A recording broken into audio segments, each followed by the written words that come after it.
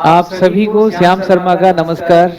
दोस्तों, आप सभी का मैं स्वागत करता हूं आज रोजगार चर्चा के इस पहले एपिसोड में, जहां पे आज हम लोग चर्चा करने वाले हैं सीएचएसएल के बारे में कि सीएचएसएल जो एसएससी द्वारा कंडक्ट की जाती है, इसमें कितने तरह के पोस्ट के लिए आप अप्लाई कर सकते हैं, आपकी उम्र क्या होनी चाहिए, आपका क्वालिफिकेशन क्या होना चाहिए, कितने स्टेजेज में एग्जाम होते हैं, सिलेक्शन प्रोसेस क्या है।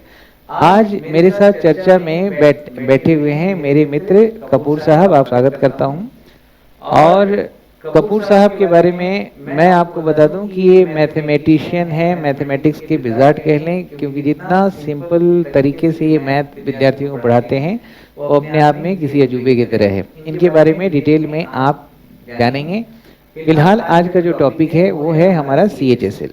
दोस्तों, ये जो वीडियो मैं बनाया हूँ ये बिल्कुल आपके डिमांड पे बनाया हूँ, क्योंकि आपके फ़ोन आते रहते हैं कि सर कुछ ऐसे वीडियोस बनाएं जिसमें हमें गवर्नमेंट रोजगार, जैसे रेल में कौन कौन से हैं रेलवे के लिए जॉब्स, या बैंक जॉब कौन कौन से हैं, या फिर अलग अलग मंत्रालय में कैसे जाएं, डिफेंस में कैसे जाएं। तो उन सब के ऊपर आपके जो सवाल थे उनके लिए मैंने ये रोजगार चर्चा ये सीरीज शुरू किया है, जिसका ये पहला एपिसोड है। तो सीएचएसएल में कौन कौन से पोस्ट होते हैं, सबसे पहले ये बच्चा जानने का इच्छुक हैं या पेरेंट्स भी जानना चाहते हैं। देखिए, सीएचएसएल का एग्ज़ाम जो है बेसिकली कवर करता है एलडीसी को और junior data entry operator, data entry operator grade A के लिए, कोड क्लर्क के लिए होते हैं। होगा। तो इसमें जो है आपके बेसिकली 2 लेवल 3 लेवल तक के एग्जाम्स होते हैं, जो ये कंबाइन हायर सेकेंडरी लेवल है। एसएससी मुख्य रूप से जो वैकेंसीज निकालती है वो सीएचएसएल के थ्रू या फिर सीजीएल या सीपीओ, और भी बहुत सारे हैं, लेकिन ये 3 जो है बहुत ही पॉपुलर वैकेंसीज हैं जो सारे बच्चे इसके बारे में जानना चाहते हैं। तो सर, सीएचएसएल में सबसे पहले हमें ये बात करना है, पोस्ट के बारे में आपने बता दिया कि इसमें आपका सेक्रेटारिएट असिस्टेंट है, और सॉर्टिंग असिस्टेंट हो गया, डेटा एंट्री ऑपरेटर हो गया, कोड क्लर्क्स के पोस्ट होते हैं, और इसके अलावा पोस्ट कभी कभी और नए ऐड भी होते हैं और कभी घटते रहते हैं। ये हर साल आने वाले नोटिफिकेशन में आपकी वैकेंसीज पहले से होंगी, और ये उस साल की रिक्वायरमेंट के ऊपर डिपेंड करता है कि वो कौन सी पोस्ट के लिए कितनी वैकेंसी डिक्लेयर करते हैं। बिल्कुल सही बात है।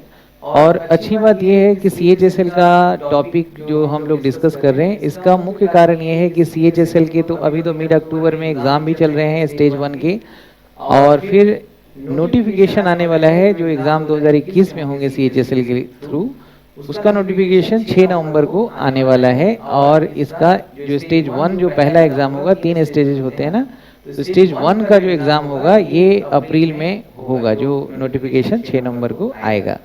तो मैं इसमें सबसे पहले ये जानना चाहूँगा सर कि ये क्वालिफिकेशन क्या होना चाहिए, क्या एलिजिबिलिटी होना चाहिए एजुकेशनल बच्चों का जो अप्लाई कर सकते हैं। देखिए, इसमें सीएचएसएल के लिए जो बेसिक क्वालिफिकेशन है वो है 12th।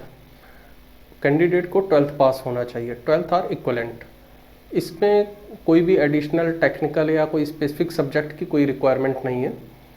तो इस बात का ध्यान रखना है कि जितने भी 12th पास कैंडिडेट हैं वो इसके लिए क्वालिफाई ये तो बढ़िया है। जैसे बाकी जैसे 12th पे और भी एग्जाम होते हैं, एनडीए हैं, तो उसमें एक स्पेसिफिक होता है कि आपको फिजिक्स से पास आउट होना है, इतने मार्क्स होने चाहिए, आपके इंग्लिश में 50% मार्क्स होने चाहिए, मैथमेटिक्स में पास होने चाहिए, लेकिन इसमें ऐसा कुछ नहीं है सच। और यहाँ तक कि मतलब एयरफोर्स में भी इंटरमीडिएट पे होते हैं एयरमैन का, और नेवी में होते हैं, तो वहाँ पे भी एक क्राइटेरिया है कि आपको इस सब्जेक्ट आपके होने चाहिए और इतने मार्क्स होने चाहिए।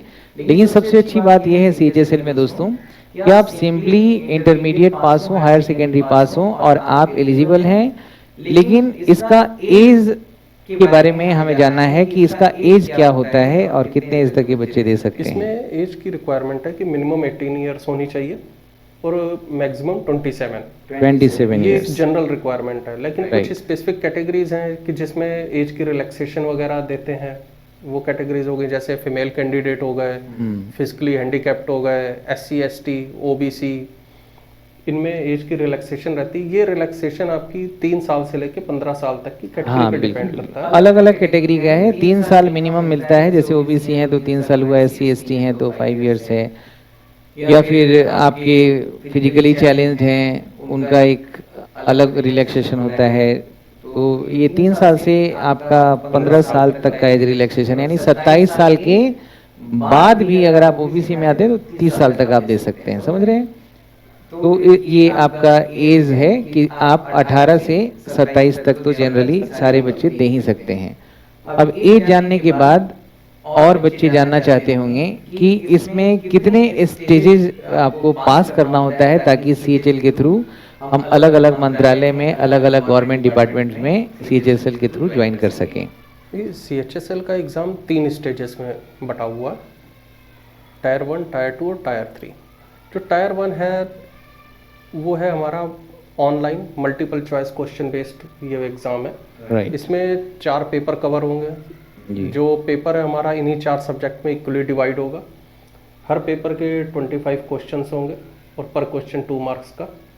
राइट, मतलब ये जो स्टेज 1 है ये 200 मार्क्स के होते हैं और इसमें 4 पेपर आते हैं। इसमें एक हो गया जनरल इंटेलिजेंस एंड रीजनिंग, एक जनरल अवेयरनेस हो गया, अवेयरनेस हो गया, तीसरा हो इंग्लिश गया लैंग्वेज एंड quantitative कॉम्प्रिहेंशन, और एक क्वांटिटेटिव एप्टीट्यूड। Quantitative aptitude. यानी ये 4 पेपर्स हैं और चारों पेपर्स 50-50 मार्क्स के हैं और क्वेश्चन लेकिन 25-25 पर पेपर आपको मिलेगा, यानी कि हर क्वेश्चन जो है 2 मार्क्स कैरी करता है। अच्छा, इसमें नेगेटिव मार्किंग भी है? इसमें नेगेटिव मार्किंग है, पर रॉन्ग आंसर आपकी 0.5 मार्क्स की नेगेटिव मार्किंग है इसमें। अच्छा, 0.5 मार्क्स कटेंगे, यानी कि बच्चों को बहुत ही सावधान रहना होगा, केयरफुल होना होगा। तो स्टेज 1 के बारे में आपने जाना। अब स्टेज 1 जो क्वालिफाई करेंगे वही स्टेज 2 का एग्जाम देंगे। और स्टेज 1 तो हमारा मल्टीपल चॉइस क्वेश्चंस होते हैं आपके, सिंपली मतलब 100 क्वेश्चंस हो जाएंगे चारों पेपर्स के। और ये कंप्यूटर बेस्ड टेस्ट होता है, CBT होता है। और अब जो स्टेज 2 होते हैं उनके बारे में भी लोग जानना चाहेंगे, उनके बारे में बताएं। स्टेज 2 ऑफलाइन डिस्क्रिप्टिव पेपर है। ये पेन पेपर लेके पेन जाना होगा, पेपर तो नहीं, पेन लेके जाना होगा आपको। और इसमें ये इंग्लिश या हिंदी ये आपके अपनी चॉइस पे डिपेंड करता है कि आप कौन से लैंग्वेज में आप आंसर करना चाहते हैं। तो डिस्क्रिप्टिव में क्या, इसमें लेटर होते हैं और लेटर के अलावा एसे राइटिंग होता है। और इसमें आप कोई मैंडेटरी नहीं है कि आप इंग्लिश में ही दें, आप हिंदी में भी दे सकते हैं, इंग्लिश में भी, लेकिन आपको पहले नोटिफिकेशन पढ़ के तय कर लेना है कि हमारा कौन सा मीडियम होना चाहिए। आप उसमें लेटर, या ज़्यादातर लेटर ही पूछा जाता है, कभी कभी ऐसे भी पूछ लिया जाएगा। अब स्टेज 2 के बाद स्टेज 3 के बारे में भी बच्चे जानना चाहते होंगे, स्टेज 3 में हमें क्या करना है? स्टेज 3 है स्किल टेस्ट। इसमें कुछ पोस्ट को छोड़ के बाकी सारी पोस्ट जो है स्किल टेस्ट से कवर होती हैं। राइट। और जैसे आपका हो गया LDC हो गया, राइट, हो गया पोस्टल असिस्टेंट, सॉर्टिंग असिस्टेंट हो गया, और डाटा बस सेक्रेटेरिएट असिस्टेंट को छोड़ के, असिस्टेंट को छोड़ के बाकी सारी सबके लिए स्किल टेस्ट है। सबके लिए। और इसमें जैसे LDC हैं या सॉर्टिंग असिस्टेंट हैं या बाकी डेटा एंट्री ऑपरेटर है, तो इस सब का एक क्राइटेरिया है कि जैसे 35 वर्ड्स पर मिनट आपको इंग्लिश में टाइप करना होता है और हिंदी में 30 वर्ड्स पर मिनट करना होता है। और डेटा एंट्री ऑपरेटर के लिए 8000 की डिप्रेशन आपका स्ट्रोक मारना होता है पर आवर के हिसाब से। लेकिन इसमें सबसे अच्छी बात यह है सर कि ये इसके मार्क्स नहीं जुड़ते हैं, मार्क्स नहीं जुड़ेंगे जो फाइनल सिलेक्शन प्रोसेस में, लेकिन इसको केवल क्वालिफाई करना है, क्वालिफाई करना है, क्वालिफाइंग नेचर के होते हैं। और जो फाइनल सिलेक्शन प्रोसेस होता है उसमें स्टेज 1 और स्टेज 2 का यही दोनों के मार्क्स, यानी कि आपको मार्क्स यहीं से उठाना है ज़्यादा।